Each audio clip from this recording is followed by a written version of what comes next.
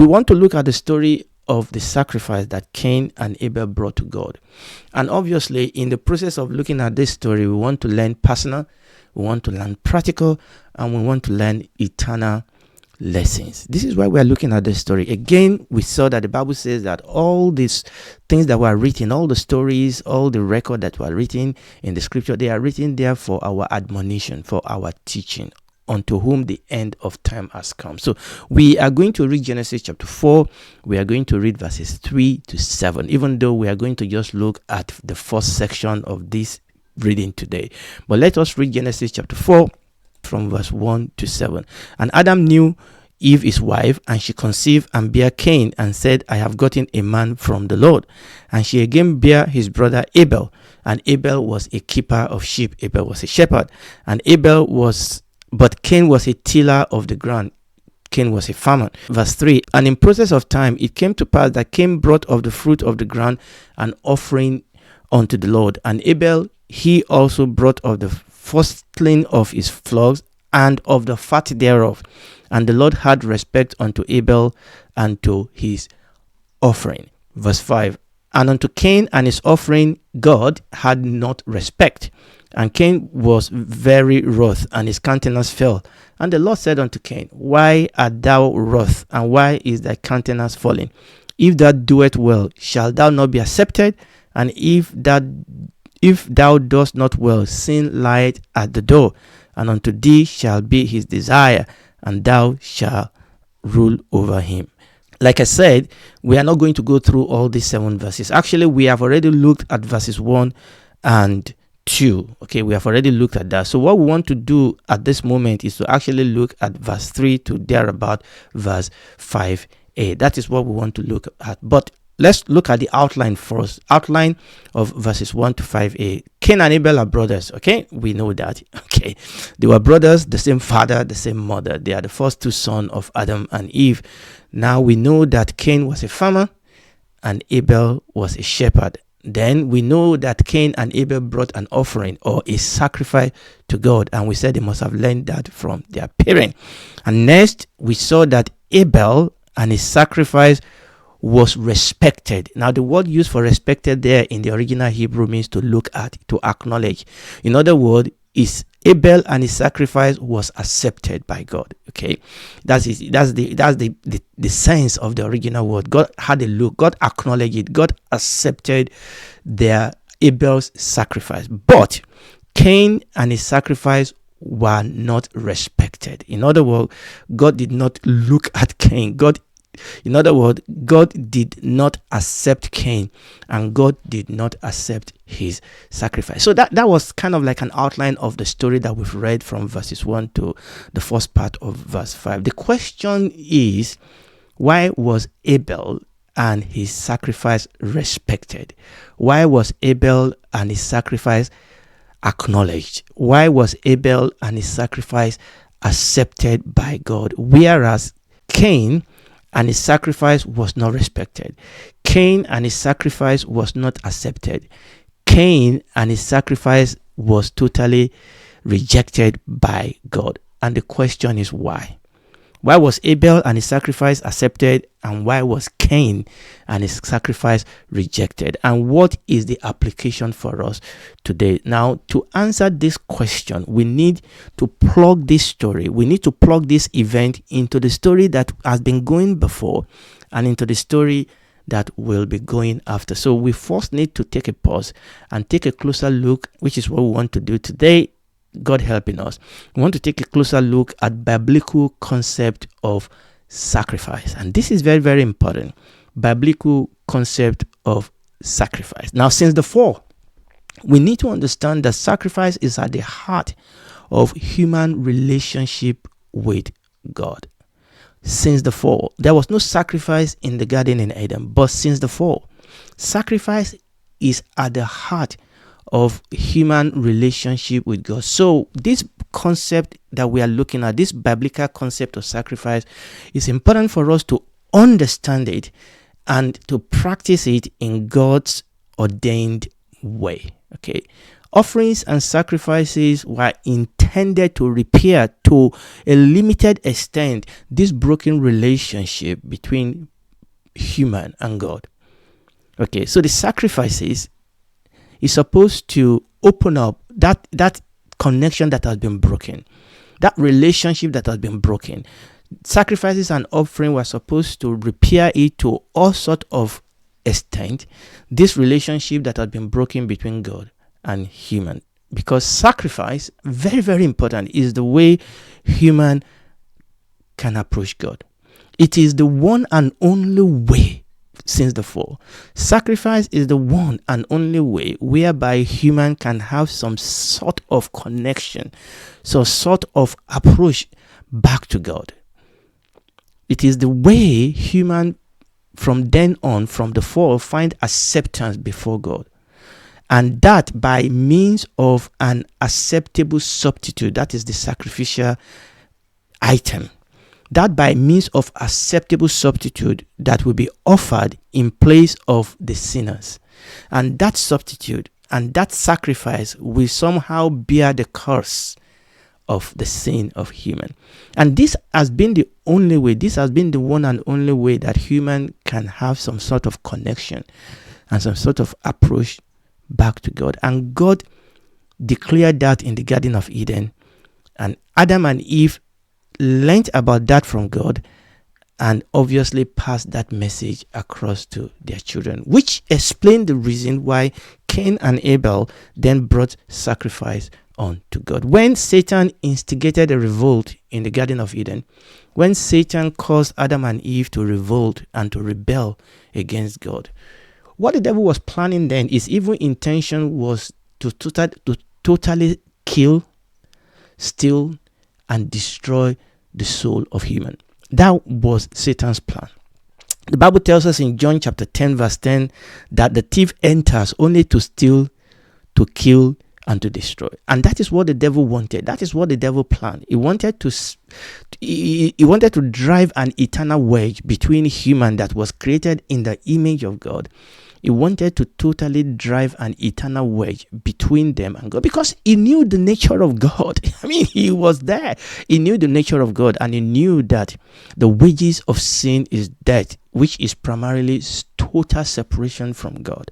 And that was what the devil was planning. He was yanking away this human as a way of getting back to God. He was yanking away human totally from God, to totally steal, to totally kill, and to totally destroy them. But there was something that the devil did not legislate for. There was something that the devil was totally ignorant about, and that is this concept of sacrifice. Because he thought that he will disconnect human totally from God, and he would have been successful if there was no sacrifice. You remember the story. I mean, if you watch Narnia, which actually C.S. Lewis adapted from the story of the Bible, you remember Edmund, when the witch, the white witch, actually essentially deceived him, just like he deceived Adam and Eve, and essentially bought his soul. Okay, and Islam gave himself up to the white witch, and they killed him. But the white witch thought that was the end of it, and Aslan finally rose up, which was a picture of the Lord Jesus Christ. I remember when Aslan was talking to Lucy, and Lucy said, "But I saw them kill you." He said the devil didn't know about the power of sacrifice. When an innocent died for somebody that have sinned. Okay, and that was exactly what sacrifice does. Okay, so we have an accused, we have somebody that is accused, we have somebody that have been convicted, and the innocent, which was God himself. And by the way, there's none of us that is innocent in this case, but God himself. Islam died for Edmund, and there's a power of resurrection, there's a power of restoration that comes out of that. The devil was totally ignorance of this. And 1 Corinthians chapter 2 verses 7 to 8 says, "But we speak the wisdom of God," because this is the wisdom of God, "in a mystery, even the hidden wisdom which God ordained before the world unto our glory, which none of the princes of this world knew." The devil was totally ignorant of this. For had he known it, have they known it, they would not have crucified the Lord of glory. Again, what I'm saying is that this was something that the devil did not legislate for. He wanted to eternally cut off human from God, but sacrifice opened the door. The question is, how can a holy God continue to have dealings with fallen humans? How can God that is holy, how can he dwell with or among fallen and sinful people? How can a holy God be the God of a group of sinful and fallen people? How can human be reconciled back to God? How can human find their way back to the new Eden? The answer is sacrifices. This is the truth that we see in the historical setting of biblical revelation, dating way back to the garden in Eden when we were reading Genesis chapter 3, that this is the way human will be reconciled back to God. But all such sacrifices actually are only pointing to the ultimate one sacrifice. That ultimate sacrifice, which is the sacrifice of our Lord Jesus Christ on the cross as the perfect means to fully and completely restore humanity's relationship to God. And God prophesied it. That first prophecy that we came across in Genesis chapter 3 verse 16. And God said, I will put enmity between thee, that is Satan, represented by serpent. God said, I will put enmity between thee and the woman, and between thy seed and her seed. The seed of the woman will bruise your head, and thou shalt bruise his heel. So all those sacrifices that we then see, starting from Genesis chapter 3 all the way throughout the Old Testament until the Lord Jesus Christ, all those sacrifices, thousands and thousands of them that we read about, that the children of Israel performed every year in and year out, they are pointing to this ultimate sacrifice of our Lord Jesus Christ on the cross. Praise the Lord. When we think about sacrifices, we think of human bringing item of sacrifices to God, and rightly so. But I want you to understand that the first sacrifice that we read in Genesis chapter 3, it was God himself who first provided the item of sacrifice on behalf of humanity.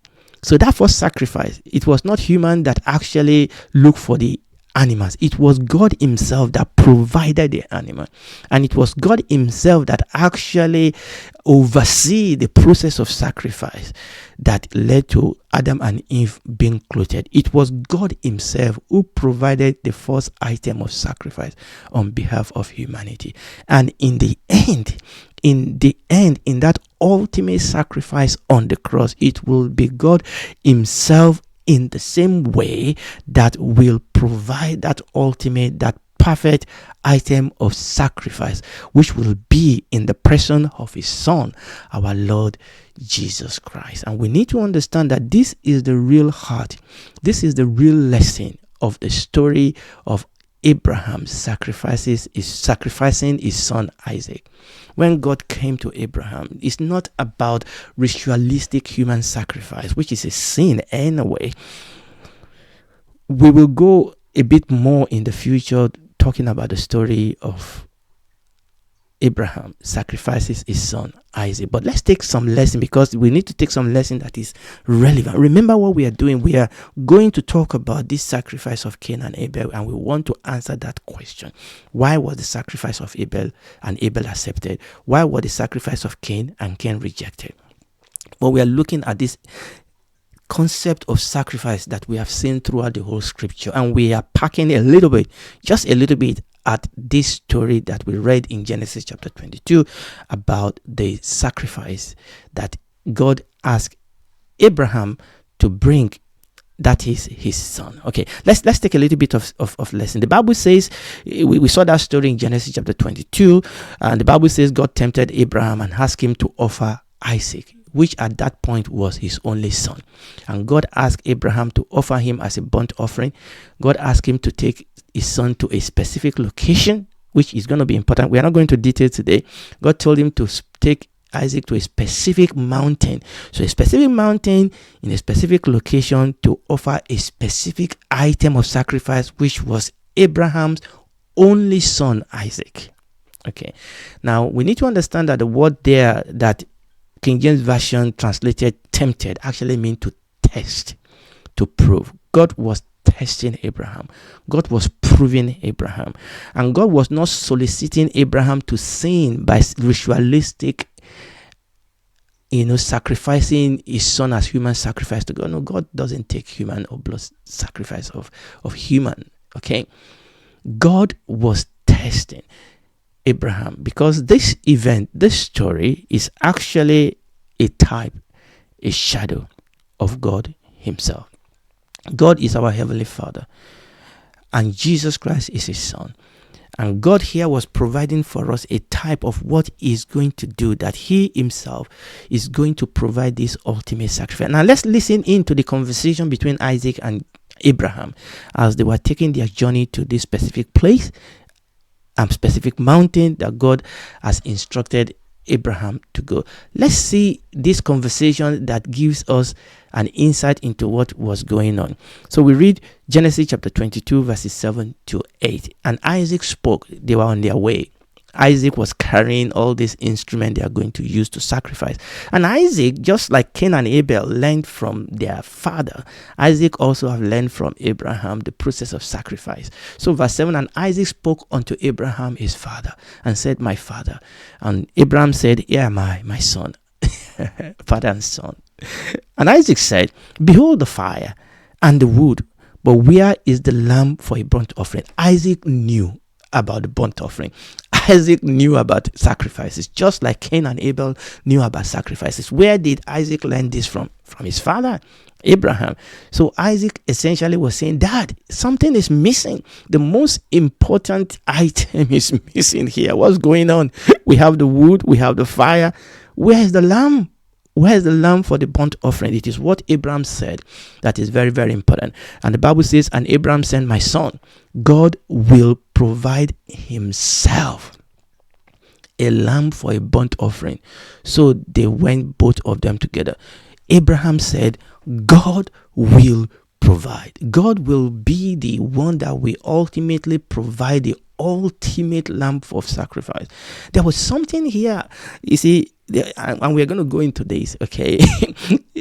Abraham totally understood something here, that it's not about him offering his son. There was something that Abraham understood here. We'll go to that in future teaching by the grace of God. But Abraham said, God will provide himself a lamb, and he was not lying. He was not fobbing the son up. When you read the story and you read the commentary about this in the New Testament, Abraham meant what he was saying. God will provide himself a lamb for a burnt offering, so the both of them went together. Now, you know the story. They got to where they were going. Abraham left the servant that went with them, and he went up with his son, tied up his son. We can go into the detail of that. Tried to kill him, but then something happened. Let's read verse 13. Let's read verse 13. And Abraham lifted up his eyes. Obviously, before we get here, God stopped him, essentially. And God said, yes, I can see that you will obey me. Okay, don't kill your son. Now I'm going to provide, just like you rightly told your son, I'm going to provide a lamb for a burnt offering. And the Bible says in verse 13, and Abraham lifted up his voice and looked, and behold, behind him a ram caught in a thicket by his horn. And Abraham went and took the ram and offered him up for a burnt offering instead of his son. Praise the Lord. Praise the Lord. Now, this is very, very important for us to understand. And we are looking at this context, this theme of sacrifice that we see in the scripture. Now, there's still a couple of things I want to say here, and I think I need to stop because of our time. Remember, I'm going to stop here. Remember, we are preparing to look closer at this sacrifice that Cain and Abel brought to the Lord.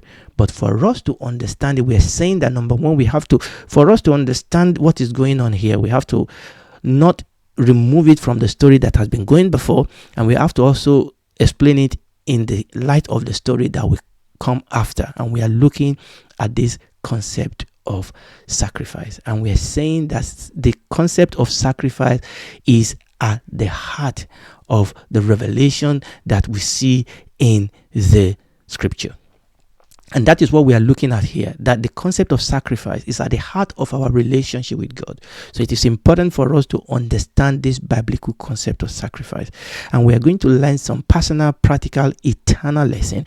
And this is also going to help us to understand what was going on in the story of Cain and Abel. While Abel's sacrifice was accepted, while Cain's sacrifice was rejected, and what and how we can apply that to our own work here and now. Now, there's still a couple of other things we want to say about this concept of this biblical concept of sacrifice, but I'm going to stop now, and we're going to take it up there by the grace of God next time. And if you are listening to me, listen to me. There is no other way back to God but through the cross of the Lord Jesus Christ. So today you can come to him, accept that you are a sinner, okay, and accept his offer of salvation because he has already provided. Accept it from him, okay.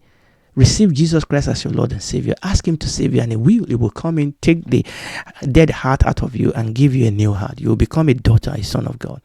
And then he will walk with you as your God, as your Lord, as your Father, as your friend.